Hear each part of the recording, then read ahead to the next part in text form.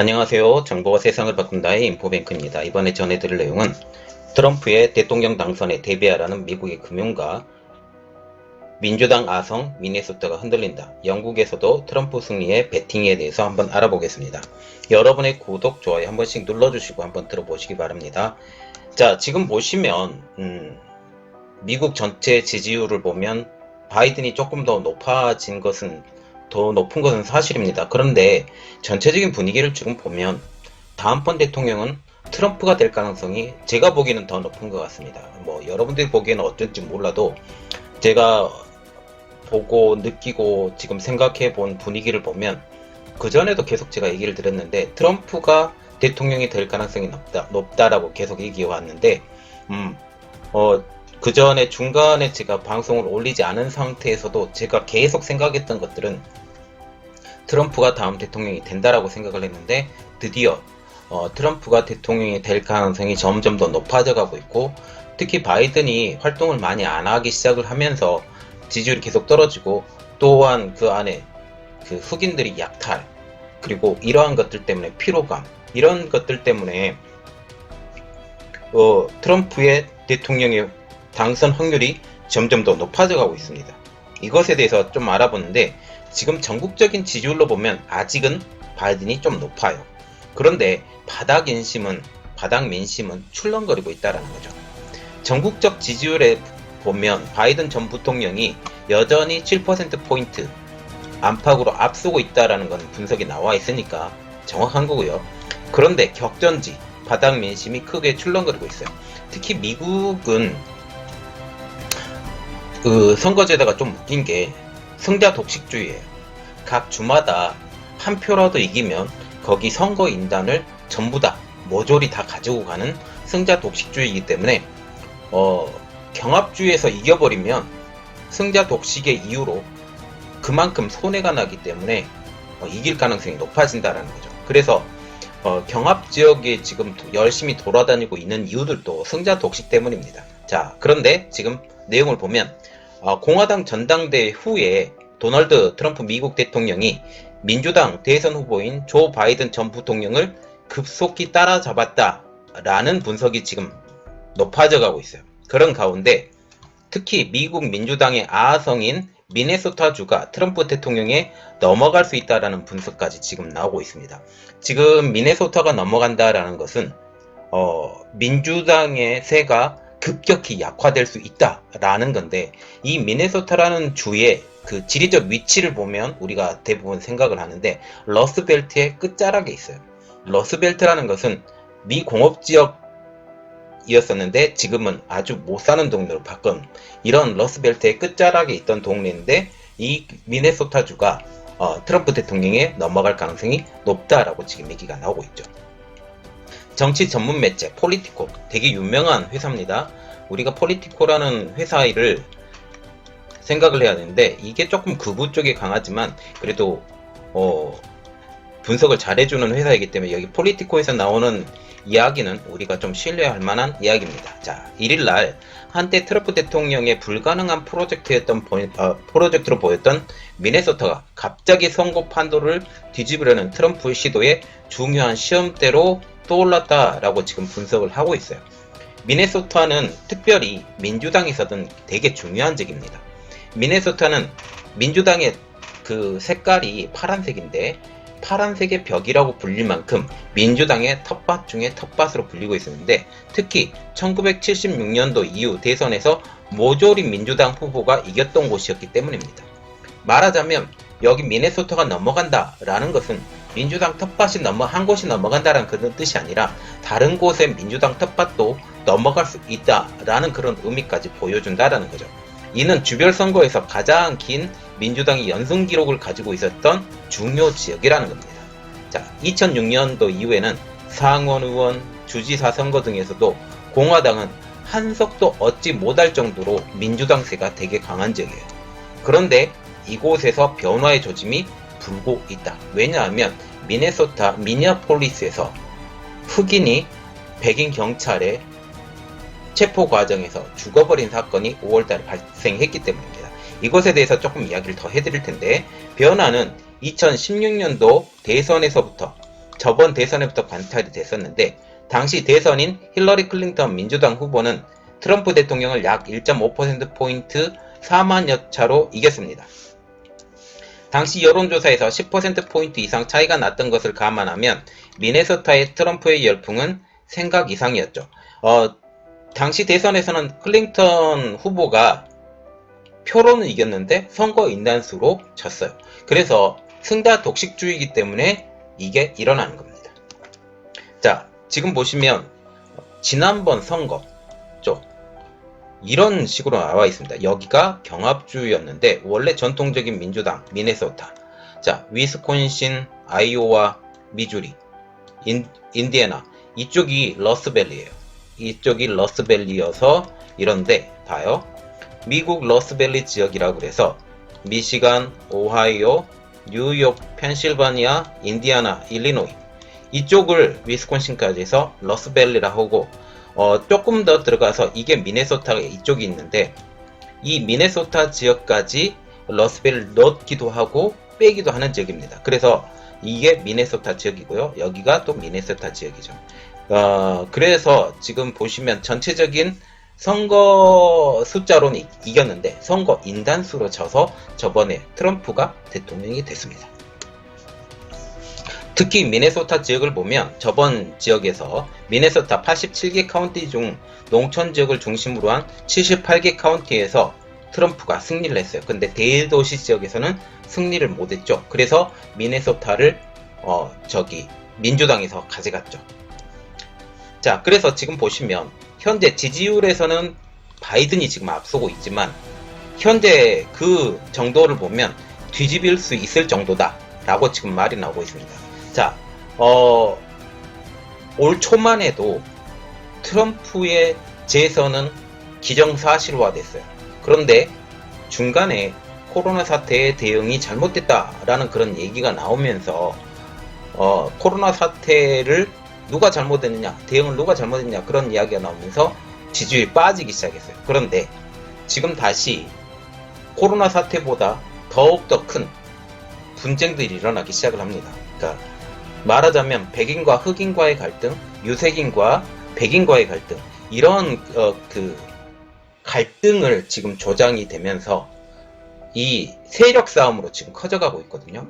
이 세력 싸움으로 커져가고 있고 또 누가 흑인의 표를 더 많이 가져가냐라는 그런 이야기를 가지고 있으면서 이 상황이 역전되어 가고 있는 현 상황입니다. 그래서 지금 현재 각종 여론조사를 보면 바이든이 승리를 합니다. 그래서 이것을 전체적으로 분석하는 538이라는 각종 여론조사를 분석하는 기관이 있는데 올 11월 선거에서 바이든이 트럼프를 4.2%포인트 차로 이길 것으로 지금 예상을 하고 있어요. 현재 상태로. 그러나 지난 대선에서 힐러리가 여론조사에서 10%포인트 이상 앞서다가 결국 1.5%포인트 정도로 간신히 이겼던 것을 감안하면 말하자면 8.5%를 따라잡은 거예요. 정확하게 말하면 4%씩 올라갔다 내려갔다 이렇게 해서 따라잡은 것을 보면 충분히 뒤집을 수 있는 차이다 라고 말을 하는 거죠. 저번에 4%를 잡았으니 이번에도 4%를 잡는 것은 문제가 아닐 수도 있다라는 분석이죠. 이 매체는 미네소타를 중점적으로 보면서 미네소타의 보수화가 생기는데 특히 25세 이상 인구의 53%가 백인이고 고졸 이하이다. 이 대표적으로 생각을 하고 있는 게 뭐예요? 러스밸리란 뜻이에요. 화이트 칼라가 아니라 블루 칼라란 뜻이고요. 그렇게 되면 어떻게 되겠어요? 직장이 필요한 사람들입니다. 직장이 필요한 사람, 직장이 필요한 젊은이들이기 때문에 지금 트럼프가 주요시 생각하고 있는 게 뭐예요? AF, American First입니다. 이 American First를 통해서 모든 다른 나라에 있는 미국의 기업들이 미국으로 돌아오게 하는 이 리쇼어링 정책을 지금 벌이고 있잖아. 이 리쇼어링 정책을 벌이고 있는데 이 정책에 대해서 환영의 뜻을 벌이고 있는 그런 집단이라고 생각을 하시면 됩니다. 그래서 이런 인구 구성이 트럼프의 지지층과 정확히 겹친다고 지금 풀이하고 있어요. 실제 여론조사 회사인 트라팔가 그룹이 지난 15일에서 18일까지 조사한 결과 미네소타의 트럼프와 바이든 지지율이 47%로 동률을 기록하기까지 했어요. 벌어졌던 것이 이제는 동률까지 이루어지게 된 것입니다. 자, 그래서 지금 많이 벌어졌던 미네소타의 여론이 반등하고 변하고 있다라는 거죠. 이곳에 살고 있는 백인들은 보호무역주의, 이민 제한, 미군 철수를 지금 주장을 하고 있고, 왜냐하면 보호무역주의를 하면 어떻게 돼요? 미국 내에서 직장이 많이 생기죠. 이민 제한을 시키면 어떻게 돼요? 다른 곳에서 올 수 있는 이민이 줄어들면서 자기 나라에 있는 사람들을 인력으로 쓸 수 있다라는 거죠. 그리고 미군 철수를 주장을 하면 어때요? 미군이 철수하면서 어떤 일이 벌어지죠? 돈이 덜 나가요. 돈이 덜 나가면 미국 안에서의 보호정책, 그리고 복지정책, 이런 모든 것들이 다 이루어져 간다라는 거죠. 그래서 이렇게 주장하고 있는 트럼프의 등장 후에 공화당 쪽으로 급격히 기울고 있다라고 지금 말을 하고 있습니다. 그리고 현재 지금 미네소타에서 가장 크게 벌어지고 있는 일, 폭동들이 일어나고 있어요. 미네소타에서 지금 조지 플로이드라는 흑인이 사망을 했는데 이것이 어떻게 선거에 영향을 미칠 것인가에 대해서 한번 알아보겠습니다.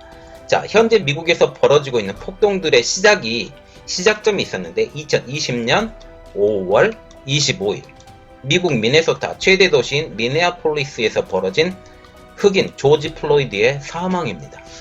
이때 당시에 조지 플로이드는 $20 위조 지폐를 사용을 해서 그 신고를 받고 출동한 백인 경찰들에 의해서 목을 무릎으로 눌려서 사망을 했는데 그때 8분 30초인가?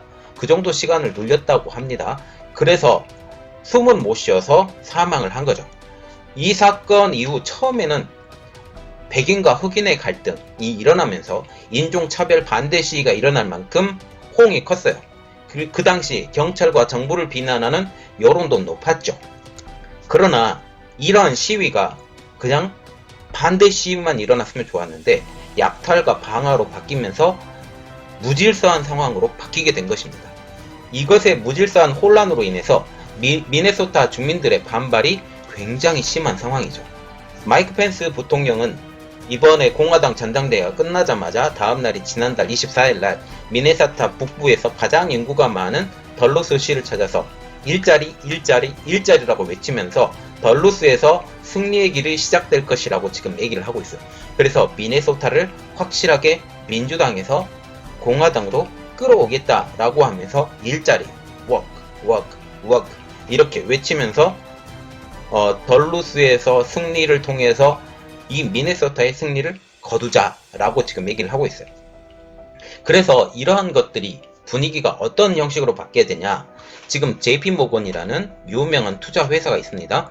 은행이기도 하고요. 이곳에서 어떤 조언을 하냐, 트럼프의 재선을 대비하라 라는 말까지 나올 정도입니다.